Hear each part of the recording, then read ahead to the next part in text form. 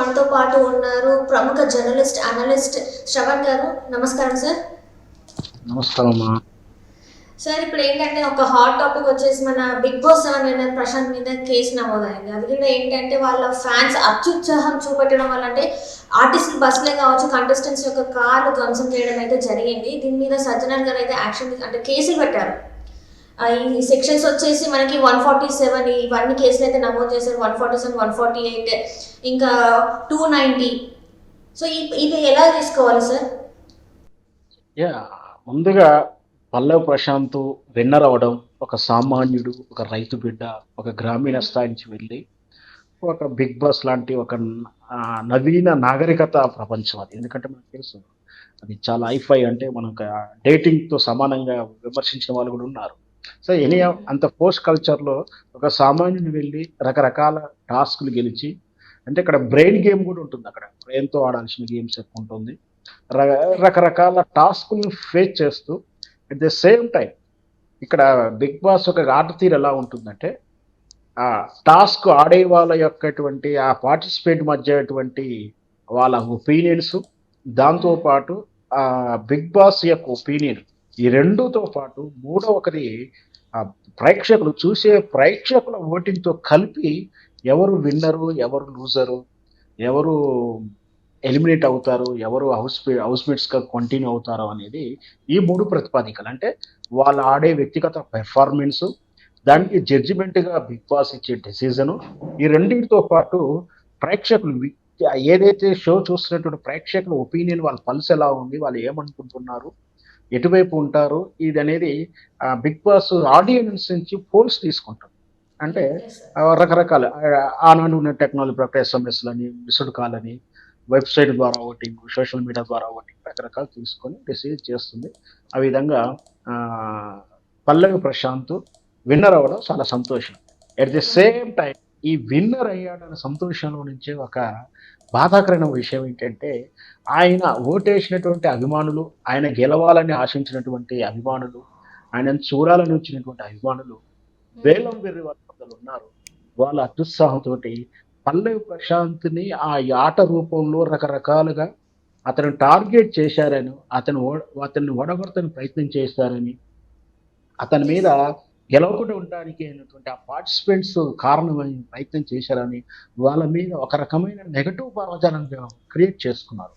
వాళ్ళు కనిపించగానే వాళ్ళ మీద, వాళ్ళ కార్ల మీద దాడి చేసే ప్రయత్నం కానీ, వాళ్ళని ప్రశ్నించే ప్రయత్నం కూడా చేస్తారు. కొందరు ప్రశ్నించే ప్రయత్నం చేస్తారు, కొందరు అత్యుత్సాహంగా దాడి చేశారని ఈ గలాటలు అటు ఇటు చేసి కొందరు ఆకతాయిలు రాళ్ళు తీసుకొని కూడా దాడి చేశారు. ఆ దాడి కాస్త దారిలో పోయేటువంటి బస్సుల మీద, పార్టిసిపెంట్స్ గా ఉన్నటువంటి వాళ్ళ మీద కూడా రాళ్ల దాడి, కారు అద్దాలు పగలగొట్టారని కూడా మనం వీడియో సాక్ష్యంగా చూస్తున్నాం.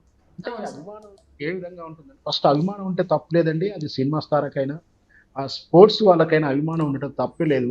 అభిమానం ఇంకా మంచిగా ఉంటే అది ఆరాధన స్థాయికి వెళ్ళాలి, ఒక భక్తిభావం వైపు వెళ్ళాలి. కానీ ఈ ఆరాధన స్థాయి ఒక్కల రూపంలో తప్పుదారి పెట్టి అదొకటి వెర్రితనానికి, పిచ్చితనానికి దారి చేస్తుంది. ఇది షాడిజం లక్షణాలు, ఏదైతే విపరీత ధోరణి. ఎందుకంటే మనకు నచ్చిన వాళ్ళు, మన అభిరుచి తగ్గట్టు వాడు గెలవాలనుకోవడం అని అభిమానించి తప్పులేదు. కానీ ఈ విధంగా అభిమానుల పేరు మీద వచ్చినటువంటి ఆకతాయి కుర్రాళ్ళు, నేను అభిమానులు అందరూ అంటలేనండి, అక్కడ బహుశా కొందరు దుడుకు స్వభావం ఉన్నవాళ్ళు, వాళ్ళు అత్యుత్సాహంతో అవతల వాళ్ళు ప్రోక్ చేస్తునో, లేకపోతే వీళ్ళు అనుకున్నది కాలేదనో ఇట్లా గలాట, అంటే జనరల్గా మాస్ కమ్యూనికేషన్, అంటే చాలా మంది మాస్గా గ్యాదర్ అయినప్పుడు తరచూ ఇలాంటి సంఘటనలు జరుగుతుంటాయి. పోలీసులు ఉన్నప్పటికీ, రక్షణ వలయం ఉన్నప్పటికీ, లేదా సెక్యూరిటీ ఇచ్చినప్పటికీ కూడా ఒక్కసారిగా ఊహించని స్థాయిలో లేదా చాలా మంది ఒకేసారి గుమికూడడం వల్ల ముందు ఉన్నటువంటి వాళ్ళు చాలా సమయం ఉన్నప్పటికీ వెనక నుంచి వాళ్ళు ప్రోక్ చేస్తారు, రాళ్ళు వేయడమో, నెట్టి వేయడమో జరుగుతుంది. అలా జరుగుతున్నప్పుడు ఇలాంటి సంఘటనలు ఉంటాయి. పల్లవి ప్రశాంత్ ఆ విధంగా విన్నర్ అవ్వడానికి కారణం ఆ పార్టిసిపెంట్స్ నెగిటివిటీ. అంటే మనకు సినిమా భాషలో చెప్పాలంటే ఒక హీరో ఇమేజ్ వస్తుంది అంటే, హీరోకు ఒక క్రేజ్ వచ్చిందంటే విలన్ స్థాయి విలన్ అక్కడ ఉండబట్టే హీరోకి అంత మంచి పేరు వస్తుంది. ఈరోజు పల్లవి ప్రశాంత్ విన్నర్ అయ్యాడంటే ఆయనకు అంత టాస్క్ ఇచ్చి ఆయన టాలెంట్ని బయటకు తీయడానికి కారణాలైనటువంటి ఆ కో పార్టిసిపేట్ మీద వెగటుగా ఏహభాయాన్ని వీళ్ళు కల్పించుకోవడం అంటే వీళ్ళు కుచించుకునేటువంటి మనస్తత్వకులని చెప్పాలి. అట్లాంటి వాళ్ళు ఒక పాజిటివ్గా ఆలోచించి పల్లవి ప్రశాంత్ గెలుపుకి వీళ్ళు సహకరించినట్టుగా చూసి ఇంకా నన్ను అడిగితే పల్లవి ప్రశాంత్‌ని కాదు వాళ్ళు అభినందించాల్సింది, పూలదండలు వేయాల్సింది. పల్లవి ప్రశాంత్ విజయానికి పరోక్షం కారణమైనటువంటి వీళ్ళ మీద వీళ్ళకు అభినందనల మందారాలు వీళ్ళెయ్యాలి. కానీ వాళ్ళ మీద రాళ్ళేయడం అనేది సిగ్గుచేటు. హ్మ్. వాస్తవానికి మొదట ఫస్టు రీతు గారి మీద కూడా గీతూ రాయల మీద కూడా ఆమె మీద కూడా కారు మీద దాడి చేశారని, కోవిడ్ పార్టిసిపేట్ అశ్విని కారు మీద కూడా యెస్. దాడి చేశారని వార్తలు చూసాం. దాంతో పాటు దారిలో పోయేటువంటి బస్సుల మీద ముఖ్యంగా ఆర్టీసీ బస్సుల మీద అం సార్. అంతమంది జామ్ అయినప్పుడు, అంత గలాట జరుగుతున్నప్పుడు, రాళ్ళేస్తున్నప్పుడు కేవలం 'బిగ్ బాస్' చూస్తానికొచ్చిన జనమే కాదు, దారిలో పోయేటువంటి ఫ్యామిలీస్ టూ వీలర్స్ మీద, కారు మీద వెళ్ళేవాళ్ళు, ఉద్యోగాలు చేసుకొని ముఖ్యంగా బంజారాహిల్స్ ఆ ఏరియా అంటే ఆ టైంలో జాబులు చేసి రిటర్న్ వస్తుంటారు. సాఫ్ట్‌వేర్‌లు గాని, ఇతరితర వ్యాపారస్తులు యెస్. గాని. వీకెండ్ కాబట్టి టూర్‌కెళ్ళొచ్చే వాళ్ళుంటారు. అట్లాంటి వాళ్ళు కూడా భయాందోళనకు గురయ్యారు. రాళ్ళు వేయడం వల్ల. బస్సులో సామాన్యుడు కామన్ మ్యాన్ ఉంటాడు. పూట గడుపు కోసం వాడు ఏదో పని చేసుకొని బస్సులో ప్రయాణించి ఇంటికి చేరుకునే సమయంలో ఇలా రాళ్ళు తీసుకొని దాడి చేస్తే ఇన్నాళ్ళు సహజంగా అయితే రాజకీయ అలజడి ఉన్నప్పుడు లేదా మతపరమైనటువంటి లేదంటే గణేష్ నిమజ్జనం అట్లాంటి ఏదన్నా జరుగుతున్నప్పుడు లేదా ఓల్డ్ సిటీలో ఏదైనా జరుగుతున్నప్పుడు అల్లర్లు జరుగుతాయంటే ఒక కామన్ మ్యాన్ దూరంగా ఉంటాడు. కానీ ఇట్లాంటి సమయంలో దూరంగా ఉండాలనుకోడు. అట్లాంటి వాళ్ళు ఒక్కసారిగా దాడి జరిగితే వాళ్ళు భయాందోళనకు గురవుతారు. ఇంకోటి ఎవరికేం కోపం వచ్చినా, ఎవరికేం ప్రాబ్లమ్ వచ్చినా ఈ ఆర్టీసీ మీద రాళ్ళు రువ్వేటువంటి అలవాటు గాని, ఆర్టీసీ నష్టం చేసే అలవాట్లు గాని ఇంకా ప్రజల నుంచి దూరం కాలేదు. కాబట్టి హ్మ్. అందుకనే సజ్జనార్ గారు సీరియస్‌గా తీసుకున్నారు. అతను కూడా ఫిర్యాదు చేశాడు. బహుశా ఇది పల్లవి ప్రశాంత్ చేశాడని ఉండదు. వాస్తవానికి కేసు కూడా అంత కారణం ఏం లేదు. అంటే ఎవరైతే చేశారో అభిమానులైతే చెప్పబడుతున్నటువంటి వ్యక్తులు ఎవరైతే చేశారో ఖచ్చితంగా ఈరోజు ఆ చుట్టూ ఉన్న ప్రాంతాల్లో సీసీ కెమెరాలుంటాయి. వాళ్ళని హ్మ్. ఐడెంటిఫై చేయడం ఈజీ అవుతుంది.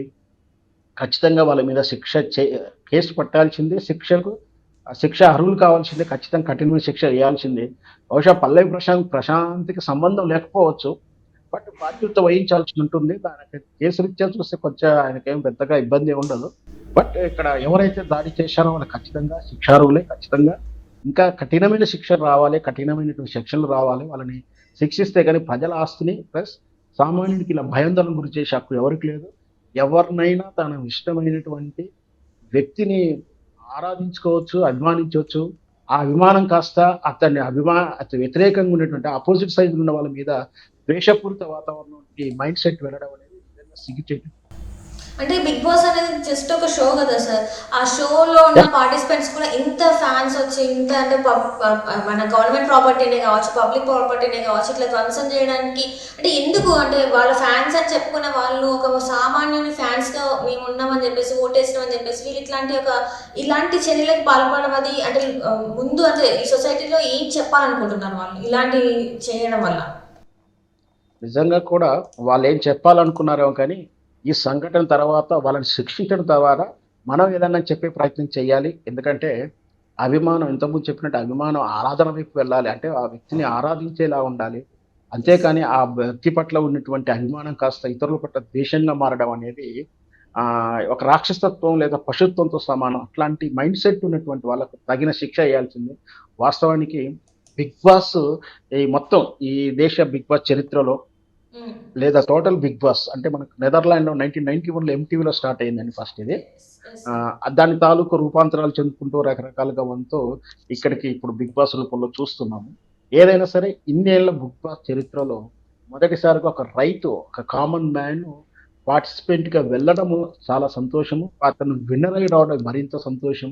యెస్. కానీ ఆయనను అభిమానించేటువంటి ఈ వ్యక్తులు ఏదైతే ఓటేశారో ఓటేయడం తప్పేం కాదు. ఓటేసి అభిమానించడం తప్పేం కాదు. నా అభిమానం కాస్త ఇట్లా వెర్రిగా తయారవడం అనేది ఖచ్చితంగా ఆక్షేపణీయం. ఖచ్చితంగా తప్పకుండా ఇంకా కఠినమైన శిక్షలెయ్యాలి. రాబోయే రోజుల్లో ఇలాంటి ఏదైనా సంఘటనలు మరీ పునరావృతం కాకుండా కట్టుదిట్టమైనటువంటి చర్యలు తీసుకోవాలి. అక్కడికి కూడా రక్షణ వలయాలు ఏర్పాటు చేశారు.